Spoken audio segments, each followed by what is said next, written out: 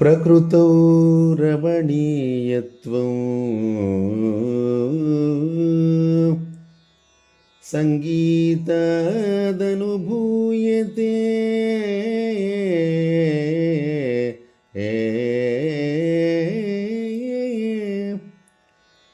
చిత్తశుద్ధిస్తతో మౌనమృషిత్వం తేన సిద్ధ్యతి.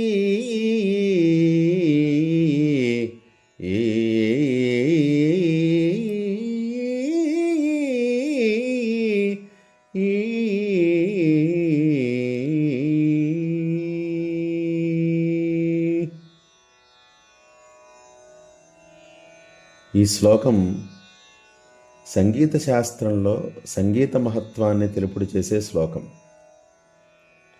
ప్రకృతౌ రమణీయత్వం సంగీతాదనుభూయతే చిత్తశుద్ధిస్తతో మౌనమృషిత్వం తేన సిద్ధ్యతి.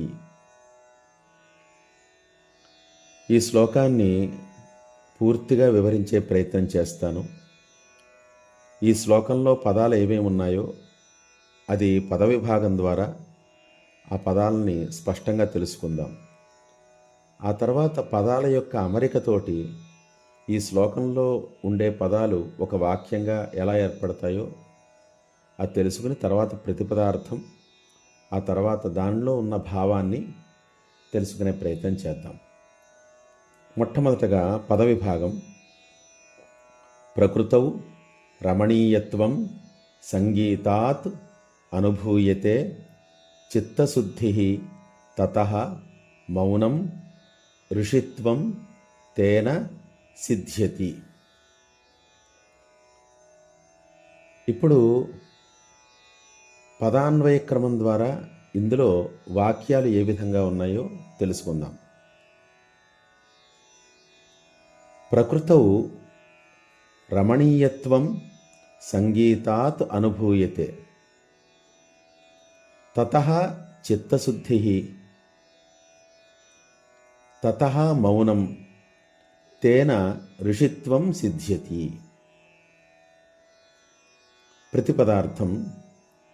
ప్రకృతౌ ప్రకృతి యందు రమణీయత్వం రమణీయత అనే విషయము సంగీతాత్ సంగీతము వల్ల అనుభూయతే అనుభవించబడుతుంది.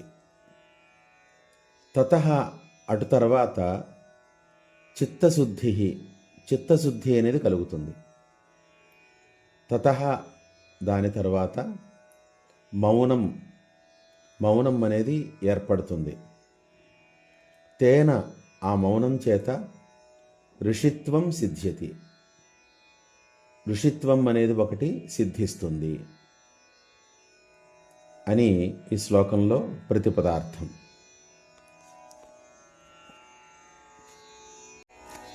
ఈ చిత్రంలో ప్రకృతి సౌందర్యం చూడండి ఎంత చక్కగా ఉందో. ఇద్దరు ఋషులు సంగీతోపాసన చేస్తూ ధ్యాన నిమగ్నులై ప్రకృతి యొక్క సౌందర్యాన్ని ఉపాసిస్తున్నారా అన్నట్లుగా ఉంది. వీరిద్దరిని చూస్తే లవకుశులు వృద్ధులైతే వానప్రస్థంలో ఈ విధంగా ఉంటారా అని అనిపిస్తూ ఉంటుంది. భోజమహారాజు చంపూ రామాయణం అనేటువంటి ఒక గ్రంథంలో లవకుశుల్ని వర్ణిస్తారు. ఉపాగతౌ మిళిత పరస్పరోపమౌ బహుశ్రుతౌ శృతి మధురస్వరాన్వితౌ విచక్షణౌ వివిధ నరేంద్రలక్షణౌ కుశీలవౌ కుశలవనామధారిణౌ అని. అనేక విద్యల్లో నేర్పరితరం కలిగినటువంటి లవకుశులు ఒకరిని ఒకరు పోలి ఉండి చక్కని రూపసాదృశ్యం కలిగి చక్కని కంఠమాధుర్యం కలిగి శుద్ధ శృతి లయలతోటి సంగీతాన్ని ఆలాపిస్తూ రామాయణాన్ని గానం చేయడానికి వస్తున్నారా అన్నట్లుగా ఒక అద్భుతమైనటువంటి సన్నివేశాన్ని వర్ణించారు. ఇక్కడ చూస్తే వారిద్దరూ వార్ధకంలో సంగీతాన్ని ఈ విధంగా ఉపాసిస్తున్నారా అని అనిపిస్తూ ఉంటుంది. ఒక రకంగా ఋషిత్వం సిద్ధించాలి అని అంటే సంగీతమే మూల కారణం. ఎందువల్లంటే ప్రకృతిలో ఉండే రమణీయత్వాన్ని మనం అందిపుచ్చుకోవాలి అని అంటే మనం సంగీతం ద్వారానే ఆ రమణీయత్వాన్ని మనం ఆస్వాదించి ఆ సౌందర్యాన్ని మనం అందుకోవాలి. ఎప్పుడైతే ప్రకృతిలో ఉండేటువంటి రమణీయత్వాన్ని మనం ఆస్వాదించగలుగుతామో అప్పుడు మనం సరస హృదయులం అవుతాం. ఎప్పుడైతే మనం సరస హృదయులం అవుతామో అప్పుడు చిత్తశుద్ధి అనేది ఒకటి ఏర్పడుతుంది. ఆ చిత్తశుద్ధి వల్ల ఒక మౌన స్థితి ఏర్పడుతుంది. మౌనం అంటే మనస్సులో ఉండే ఉద్వేగాలు, వ్యాకులతలు అన్నీ కూడా తొలగిపోయి తత్వ విచారణ చేయడానికి అనుకూలమైనటువంటి ఒక సామర్థ్యం మనస్సులో నిలబడ్డమే మౌనం. ఈ మౌనం ద్వారా మనిషికి ఋషిత్వం సిద్ధిస్తుంది. అనగా మౌనం వల్ల మనిషి ఋషిగా మారిపోతాడు. ఇంత చక్కని శ్లోకం మనకి సంగీత శాస్త్రం నుంచి లభించింది అనంటే మనం ఎంత తత్వాన్ని ఈ శ్లోకంలోంచి మనం తెలుసుకోవచ్చు. ఈ శ్లోకానికి తగినటువంటి చిత్రం కూడా ఎంత చక్కగా ఇక్కడ మనకు కనిపిస్తోంది. అందువల్ల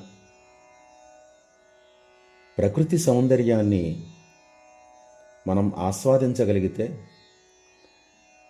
మనం సరస హృదయం అయితే, మనలో చిత్తశుద్ధి ఏర్పడితే, ఆ చిత్తశుద్ధి ద్వారా మౌనం సిద్ధిస్తే మనమే ఋషులమైపోతాం కదా. ఈ ప్రకృతి, ఈ ప్రపంచం అంతా కూడా ఒక ఆనంద సాగరంలాగా, ఒక ఆనందోద్యానవనంలాగా మనకు గోచరిస్తుంది కదా. ఎంత అద్భుతమైన విషయం ఇది. అటువంటి చక్కని సంగీతాన్ని వినగలిగే హృదయాన్ని మనం సంపాదించుకోవాలి. తద్వారా భక్తిని, మానసిక శక్తిని, అలాగే ముక్తిని కూడా మనం సాధించవచ్చు. మీ యనమండ శ్రీనివాస శర్మ.